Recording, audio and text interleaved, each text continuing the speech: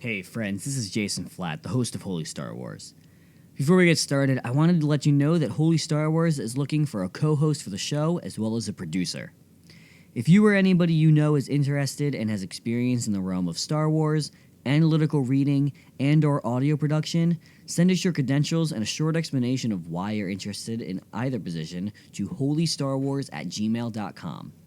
Having somebody to bounce ideas off of and banter with on the show will go a long way to increasing both the quality and the quantity of Holy Star Wars. Again, that's holystarwars@gmail.com.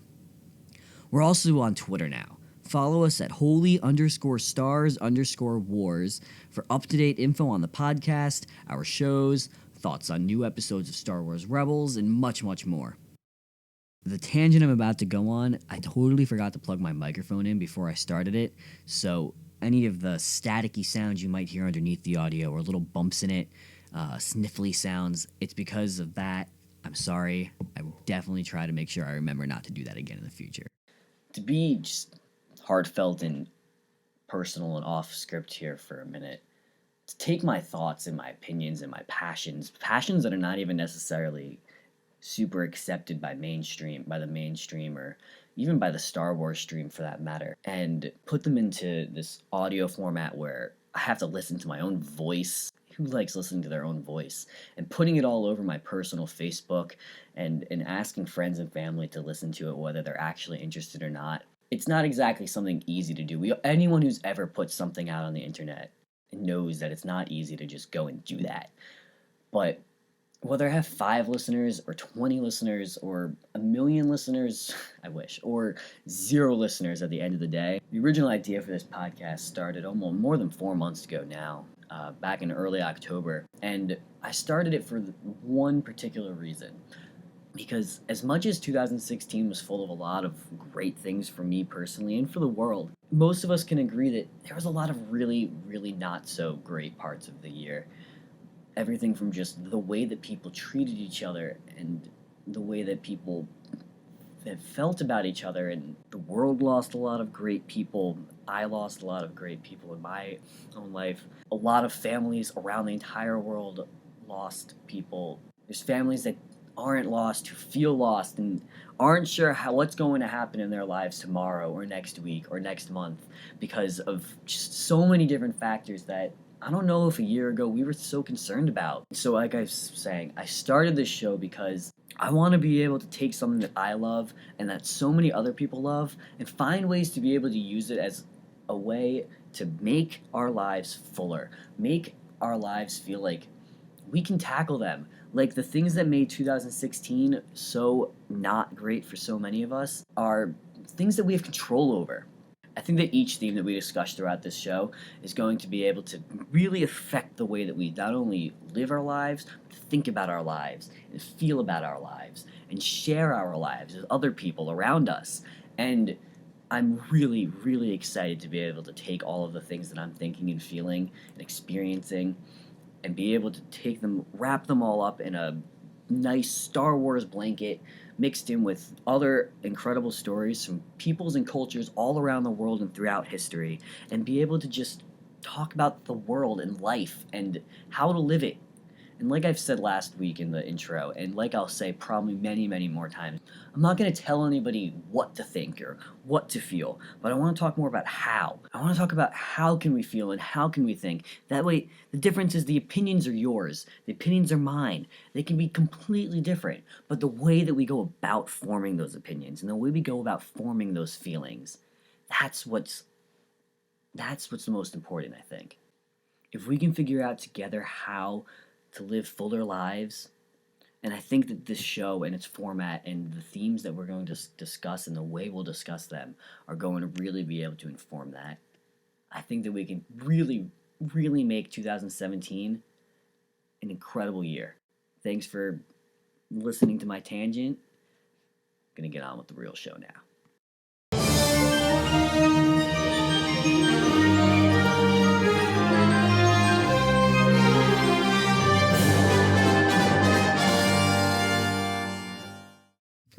Hi, hello, and welcome, my Force-sensitive friends, to the first ever episode of Holy Star Wars. Super excited to be here. Our Star Wars this week is first film, episode 4, A New Hope. Our myth this week is the Greek creation myth of Pandora's box, and our theme this first time around is hope. Princess Leia Organa of Alderaan stared out a window aboard a massive, mobile, interstellar battle station known as the Death Star. Designed to appear like an innocent moon amongst the star systems, Leia watched as a green beam of energy instantaneously obliterated her home planet. She spent her entire life fighting the oppressive Galactic Empire in spite of its vast power and resources, and under the constant risk of the harshest punishment imaginable. And when the day came that harshest punishment was dealt, Princess Leia Organa of Alderaan lost everything. She lost her home, her family, her people and their way of life. She lost everything, save the most important of all her possessions: hope. This first episode of Holy Star Wars is dedicated to the life of one of our own galaxy's heroes and guardians of hope, Carrie Fisher. In spite of all the demons that plagued her, Carrie Fisher never lost the most important thing she could have, and it was that hope that she had that should inspire all of us to hold our own. Starting this podcast is a little like opening a Pandora's box. Pandora's box is the common expression we use to describe an event that we had a choice in causing or not causing. After choosing to do so, though, we immediately regret it because whatever we just said or did or let out of the box can't be put back in. This phrase is actually rooted in Greek mythology and the creation myth. The story goes that sometime around the beginning of existence as we know it, Zeus created Pandora as the first woman on Earth. To punish one of the titans, Prometheus, as in the one who gave humanity fire, another myth for another time, Zeus had Prometheus' brother, Epimetheus, wed to Pandora. One of the wedding gifts Pandora was given was a beautiful box, or even a jar perhaps it was in some accounts of this myth. She was warned, though, never, under any circumstances, to open this box. Of course, it was beautiful. She was intrigued by this warning. She opened it anyway, only to find that death, destruction, and all the most terrible things in the world came pouring out all at once. She tried desperately to seal the container back up to stop the mistake she had made, but alas, it was too late. When all the contents had fully eked out, Pandora peeked into the box, and she actually found something still sitting at the bottom. In spite of all the terrible things Pandora had unleashed onto the world, at the bottom of her box remained the most important of all of the box's contents: hope. Hope is the incomprehensible state of believing against logic and fact that there's still a reason worth remaining positive. In my undergraduate, I majored in political science, and one of the most basic principles of poli-sci is this notion called rationality. Rationality is about how every single person is constantly acting in what they believe is their own personal best interest. The key parts of that are that it's what they believe is their best interest, and it's that it's their own personal sense of best interest. Understanding rationality is really important to me and is pretty central to what this podcast is all about. The podcast is not meant to be me preaching my beliefs. The interpretations of the myths, the legends, the holy scriptures, and even the Star Wars are not the only interpretations by any means, and I don't want any listeners to think the way I have interpreted a text is the way that they should have to. What we believe is the best interpretation of a text is what we believe, and so long as we're not intentionally adding or taking away from what is actually written, but rather just sticking to the depth of what exists in the text and surrounding lore, then there's no right or wrong necessarily. Only what we believe is best.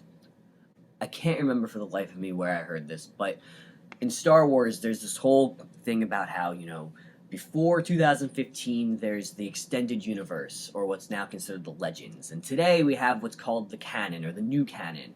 And somebody described it to me as this once: Star Wars took place a long time ago in a galaxy far, far away. All of the stories we have, the films, the books, the comics, the audio dramas, all of it are just recountings of tales that happened so far away and so long ago, we don't know which are the actual truths, the actual accounts that really happened.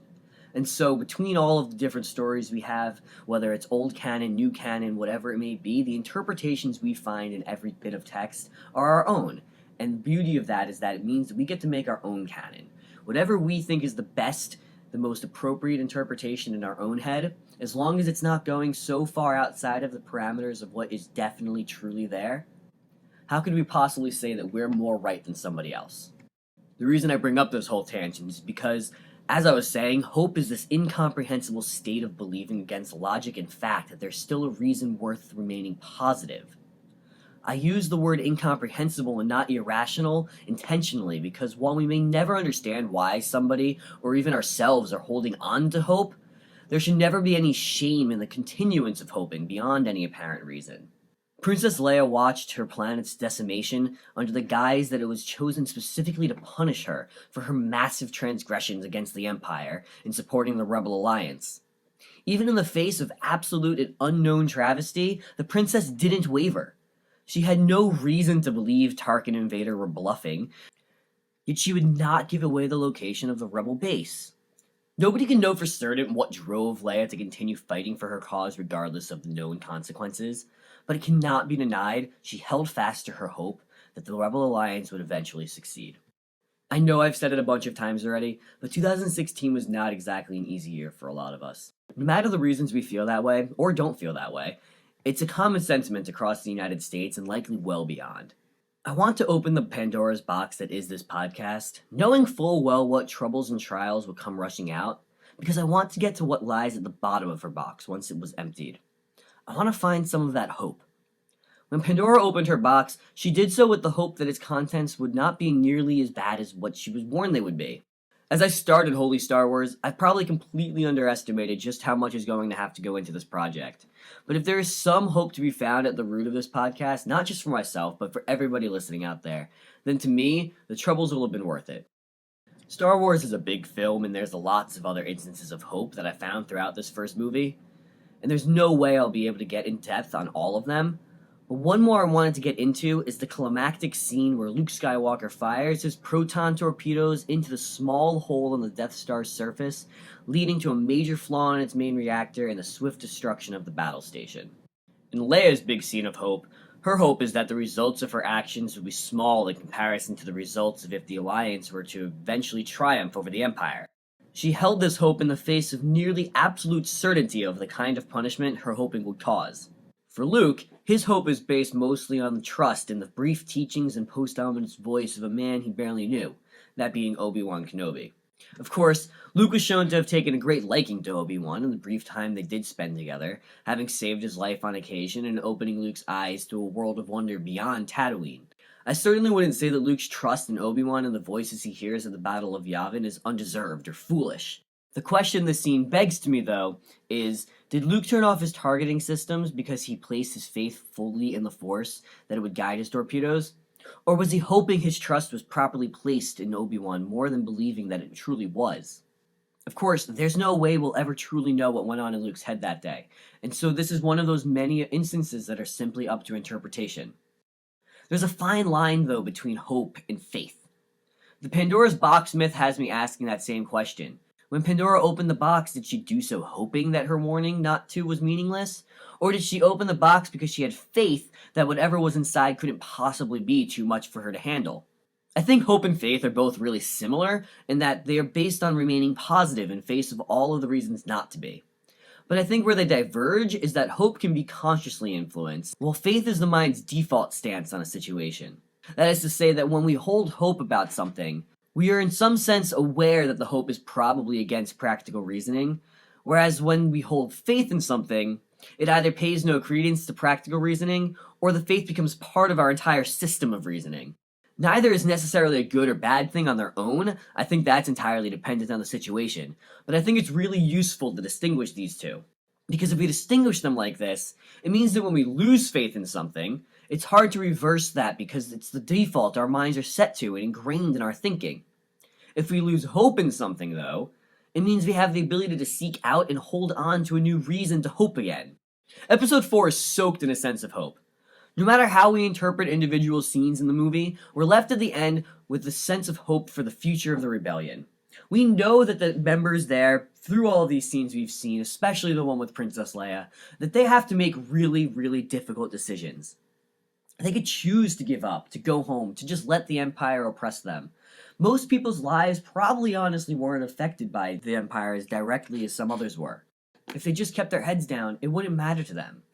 but because they have this sense of hope for the future, because they're choosing to believe that there's some kind of reason that they should be positive, some kind of reason that they can, in fact, defeat the Empire, I think that's why in the end they end up winning. It's this hope that they can win, as opposed to a faith that they can, that gives them a cunning edge over the Empire, who themselves have this sense of faith that they are the absolute power in the galaxy and that no rebels could possibly squander that. If there are any other instances or different interpretations of hope you found in this film, or the Pandora's box myth, we would love to hear. Share with us by either emailing us at holystarwasr@gmail.com, finding us on Twitter at holy_star_wars, or visiting our website, holystarwars.weebly.com. Weebly, that's spelled Weebly. As I've discussed, my opinions are far from the only ones out there, and I would definitely love to hear some of yours. Holy Star Wars is meant to be more than just a discussion of broad topics and overanalyzed Star Wars. I hope that this show can be a call to action and an inspiration for us to take the themes discussed and the lessons gleaned from the texts and apply them to our lives. The end of each episode will feature a segment where we take a different storytelling trope, such as the hero's journey as in this episode is going to explore, apply the theme of the episode to that trope, so hope, and use it to better our own lives and the lives of others. This podcast also has an interactive radio drama. Hopefully you all heard the prologue episode that came out on Monday. If not, either check it out or stick around at the end of this episode to hear it in full. It's called Trope Troopers, after the famous stormtrooper enemies of Star Wars and the tropes we will be using in each of the Thursday shows, and I hope it can be an innovative way to get listeners more involved with what we're trying to do here. Each regular Thursday episode will host a discussion on how that episode's trope can be applied to that episode's theme, and to our lives. Then, the next week on the day before the next episode airs, so right now that's on Wednesdays with the regular show airing on Thursdays, you'll be treated to a drama that incorporates the last week's trope and the theme into the twisting plot and high-intensity action. So for example, this week's show we're talking about hope and the hero's journey. That means that next Wednesday, in the first full episode of Trope Troopers, we're going to somehow incorporate the theme of hope into the episode using things that come from my own experience and hopefully from some of your experiences. That's right. I want all of you out there to join in the adventure by writing in to holystarwars@gmail.com and sharing your stories about how you incorporated the last week's tropes and themes into your own lives. Include at least a first name or a screen name in your emails so you can know we're adapting your story when you listen. Again, that's holystarwars@gmail.com.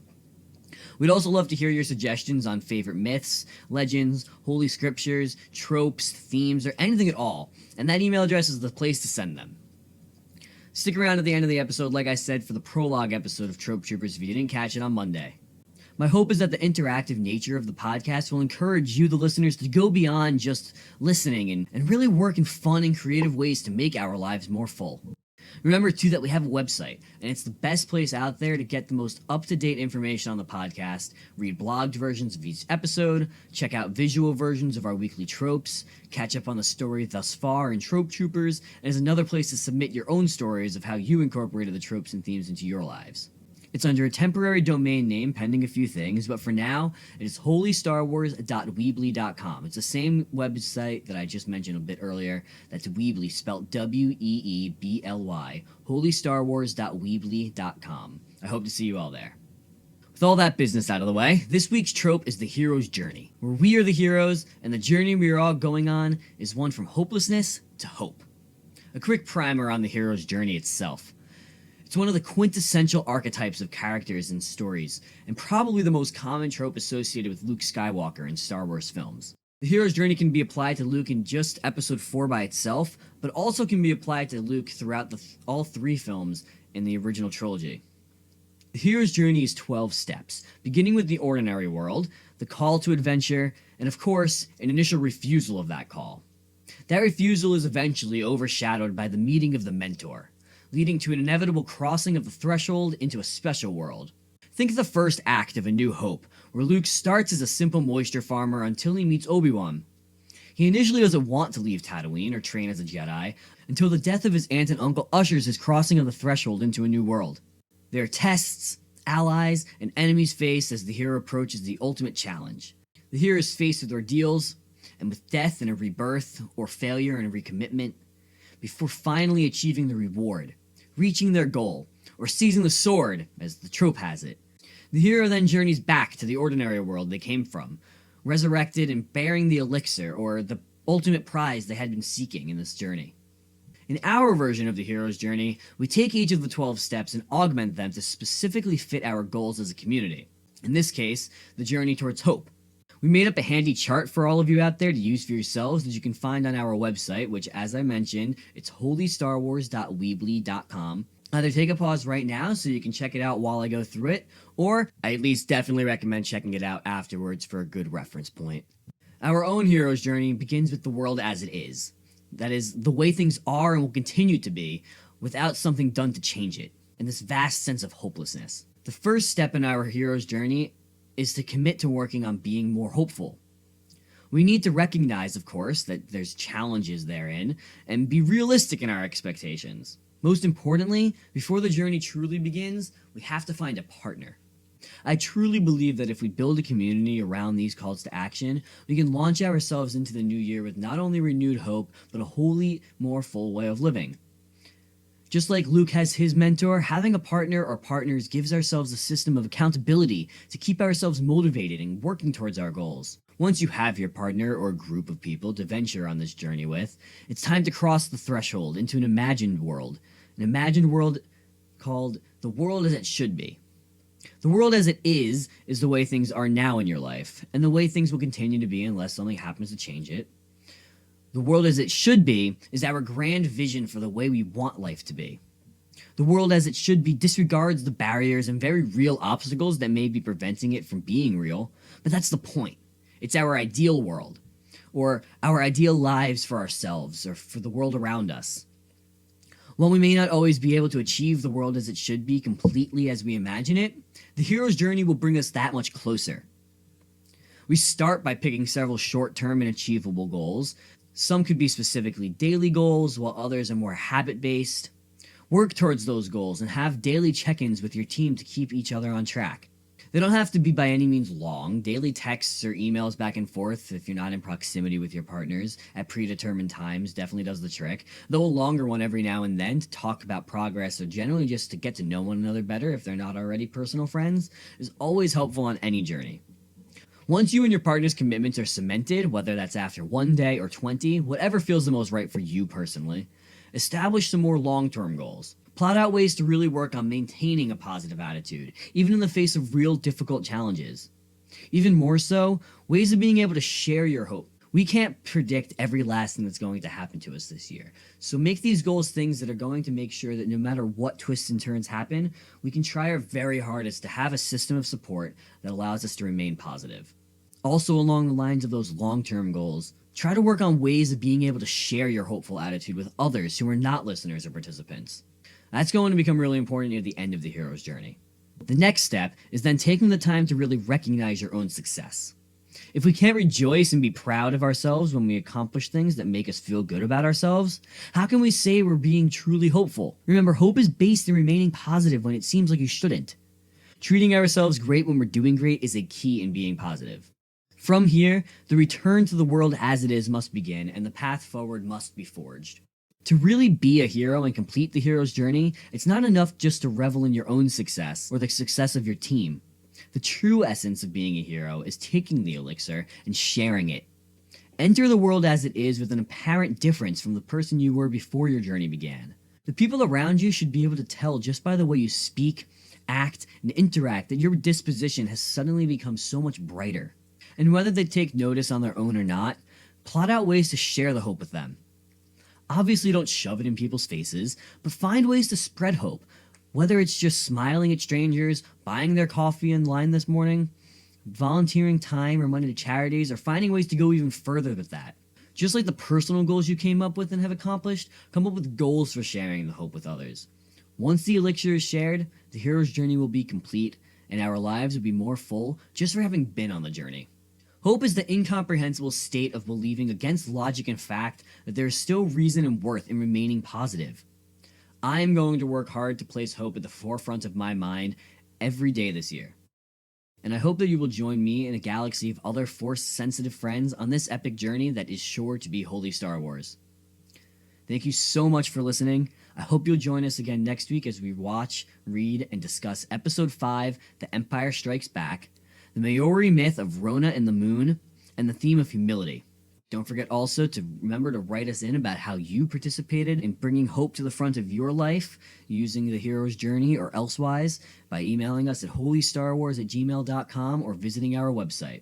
Look out for the first full episode of Trope Troopers next Wednesday. Definitely excited for all of this to come. Thanks again. I'm Jason Flatt, signing off. And now, presenting Trope Troopers Episode 0, the Pantonesian Prologue. We really hope you enjoy it.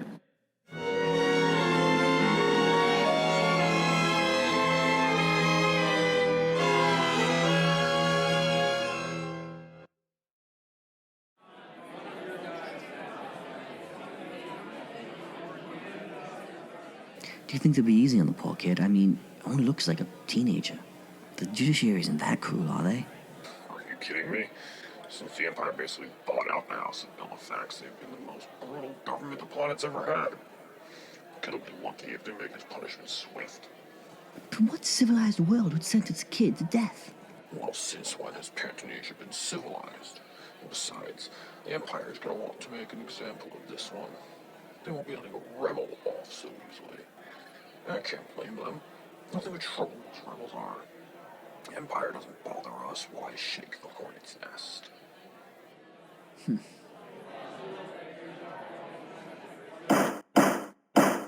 Order, order! Silence in my court. Do you understand the charges set before you? Oh, I understand them all right. It sure doesn't mean they're just. And by the power vested in me by Pantonese City and the Galactic Empire, I sentence you to death. Bring forth the execution squad! Well, I had a good run. Every block shipment counts towards hurting the Empire, right? Hopefully my public capture at least gains some attention. An innocent singing teenager tackled by stormtroopers in front of hundreds of people. It's not exactly like it's commonplace in this backwater. Maybe I've inspired at least one other person not to just put up with the Empire's taking over. If the guilty has no final words... The Empire will never win!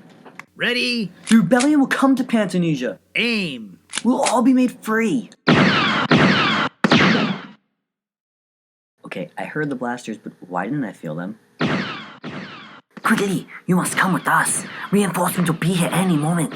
Huh? Wait, but my... Thanks for getting my shackles. Follow me. Now! Well, who am I to question my unexpected saviors? I am right behind you.